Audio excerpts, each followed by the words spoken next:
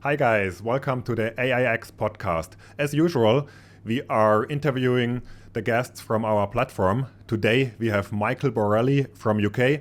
He is the director of AI and Partners.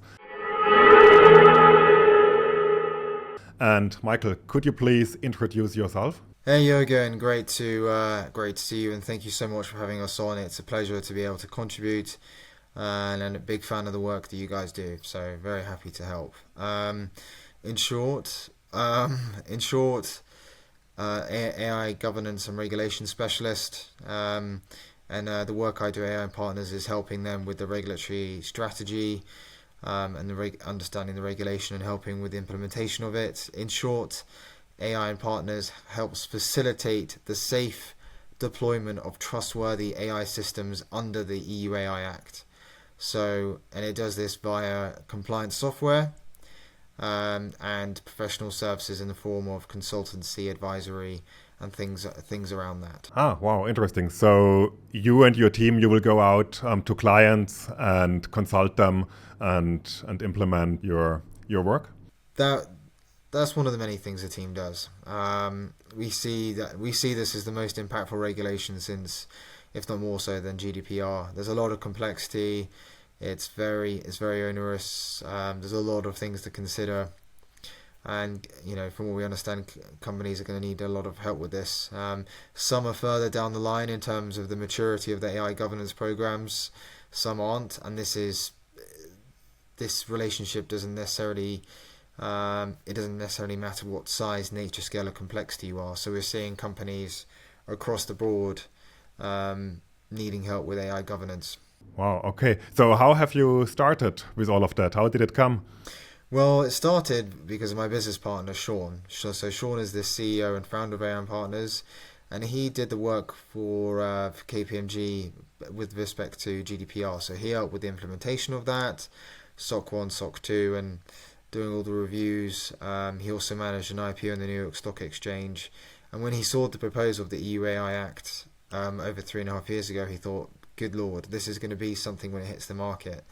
And he saw the opportunity. He knew that it would be something to build a business around. So he approached me back then and said, look, this is going to be something which is going to be very impactful when it hits the market, but we've got to start preparing today. So before people even mentioning it, 3.5 years ago, we sat down together and mapped out a plan and started working on it. And we've been working on it for over 3.5 years, and we're proud to say that the company's come a long way, and we're very excited as to what the future holds. But it's been an interesting journey, and it's been amazing to help Sean and the team build a business in sync with the regulations development, which is a very unique thing. Hmm.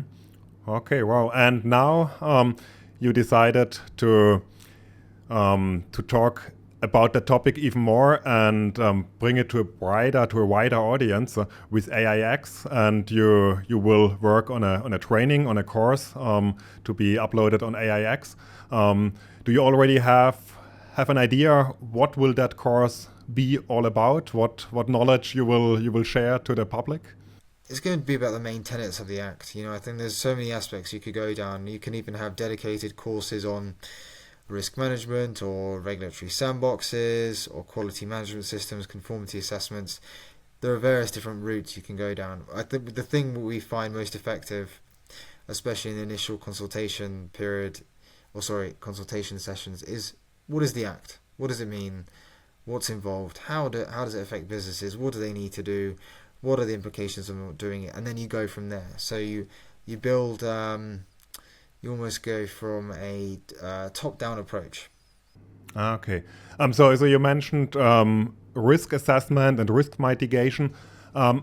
We have experienced that many people out there, they're afraid of AI. They do not even want to start with it because of data protection or in general data. What experience have you made with that? Are people afraid? Are your clients and partners afraid? Generally speaking, people are afraid of change, period. Whether it's driven by technology or geopolitical forces, other technology trends, everyone is scared of change. But one of the greatest traits of being human, and the EU Act focuses on the human-centric approach, is being adaptive, being flexible, responding to the current ebb and flow of the current conditions, and moving in sync with those. So I think, yeah, change. People are scared of change, but change brings opportunities. Change brings opportunities for growth. Change brings great ways for businesses to continue to innovate and stay competitive in an extremely competitive market. Yes, people are, I guess, afraid of the risks of using AI, but I think the lack of perhaps some flagship use cases other than ChatGPT, general lack of awareness may hamper things. Also, better education in the market could help people, because I think we've seen how when people become more cognizant of topics and they understand it, they feel more confident, and then when they're confident, they're not as scared so much. True. And the European AI Act, will it also bring some regulation towards that, or what does it have to do with that? Do you mean what it has to do with change? With change, or let's say with regulation, to take away some doubts of the people, just to make it more stable and trustable, in general. Okay, great question. So the first one, I would say it's designed to keep up, be amended and be changed to keep or to remain in sync with technological developments. So if there's any big changes like there was on with the introduction of generative AI in 2022, it can basically be updated by legislative instruments to remain in sync. So it can be changed to keep up, or to keep up to speed with change. Secondly, its very origins or very objectives help protect people. Specifically, it focuses on safeguarding individuals' health, safety, and fundamental rights from the risk of harm. And the risk of harm can cover things from psychological, physiological, emotional, financial, or otherwise. So it's safeguarding individuals from the risk of harm, or the types of harms that I just mentioned then. Interesting. Let's talk about AI in general. What do you think? Where will it develop to, and what further risks might people see, and what does need further regulation, or just some view on it?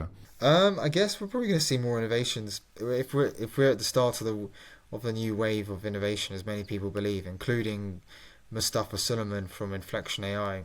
You're going to see more innovations in certainly the current phase that we're in, or the current epoch. So we're in the generative AI epoch at the moment. There's probably be many innovations there, and it could follow the typical Gartner hype cycle. And then the next wave of innovation will come on the path, as many believe, the path to AGI, artificial general intelligence, which is where effectively it mirrors human level sentience, autonomy, and agency and intelligence, which is, if we ever reach that, remarkable. And the road to AGI is probably where we'll see the technology going. With respect to the risks that you mentioned, yeah, with every new innovation that you make, there's going to be new risks that evolve, or known risks that evolve or become more destructive. So you have on one side the known risks, and they could be amplified, and then you have new risks that emerge. But the whole point of experimentation is you're experimenting because you're innovating, you're creating new things, and you may not know what the risks are because you haven't created it yet, if you see what I mean. Hmm. Yeah, I see. So let's assume AI would be a product, and we could talk to the product owner, and ask for further features. So what would be the next important thing, that you would ask to get implemented? What should AI do next? Follow the standard protocols for product safety, which pre and post market checks, pre-market including conformity assessments.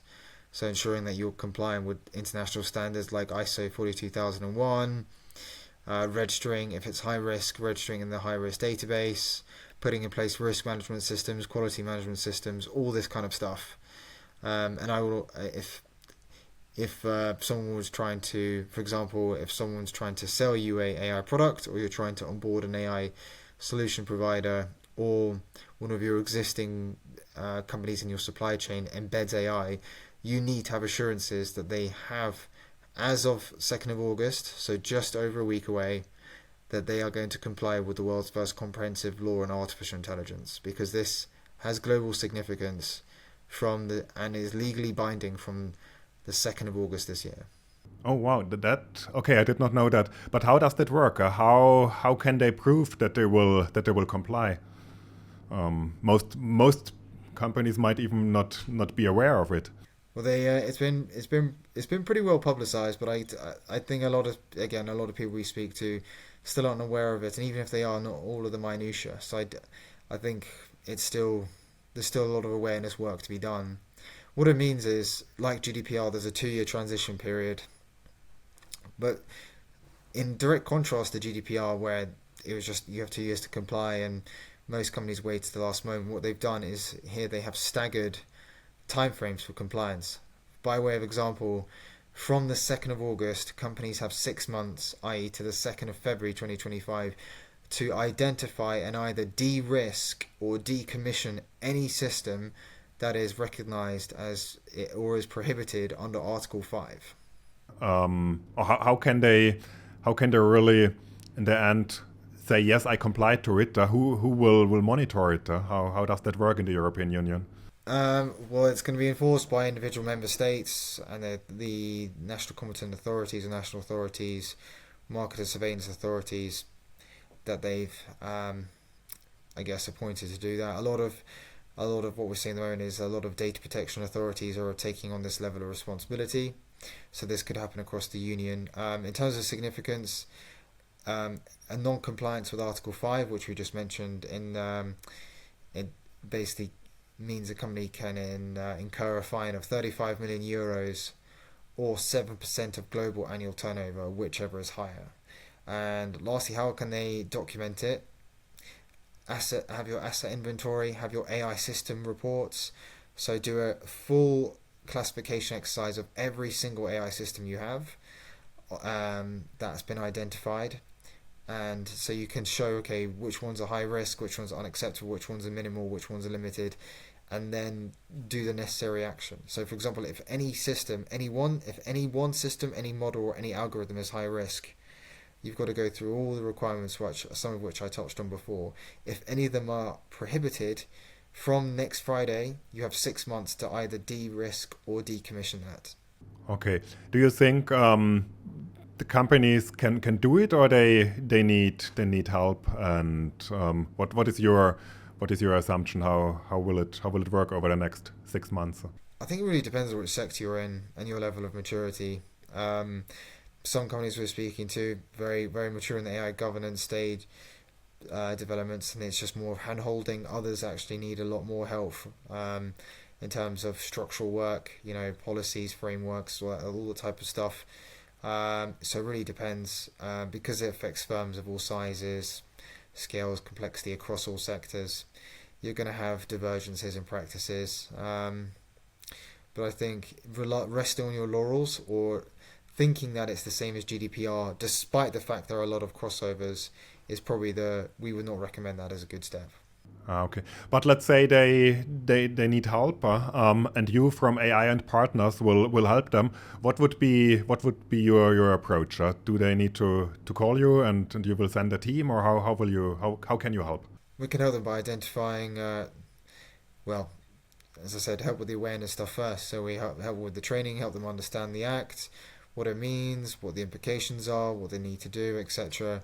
And then go from there. We find that a lot of the education work is a really good way to help build confidence in the market, help build understanding, and work with clients and work with them as they go through their governance journeys. It's not a sort of transactional thing. It's okay, how can we work with you guys over the course of the next 2 years and 36 months, depending on what type of systems you have, to ensure that you're ready for the EU AI Act, because it is very complicated. I think it's over 144 pages. It's around 144 pages long. Um, it's got a mixture of consumer protection, risk management, a lot of data protection, anti-competition, you name it. So yeah, we just work with clients for the training stuff, and that leads to the consultancy and software side of things. But in a short answer, we want to work with clients to help them build up their awareness. Yeah, interesting, Michael. And so, since you are also listed as a trainer on our platform, people can find you and reach out to you, and you will be able to help them. Here to help. We encourage active dialogue with people. Always happy to discuss any queries they have, and I say it's an exciting time. Change, as I said at the start, and as you pointed out, people are scared of change, but if you take the right steps, there's no reason to tackle change. Sorry, there's no reason why you can't tackle change with a bit of optimism and practical insights. Wow, that's interesting, Michael. I was not even aware about the European Union AI Act and that there are really certain deadlines for the companies they need to comply. So I'm really interested in learning more from you. Also, the other people out there can find you on the platform. So I'm really happy and curious to learn more. Thank you so much for having me. You guys are doing great work. Please keep it up, and very happy to have had this opportunity. Thank you.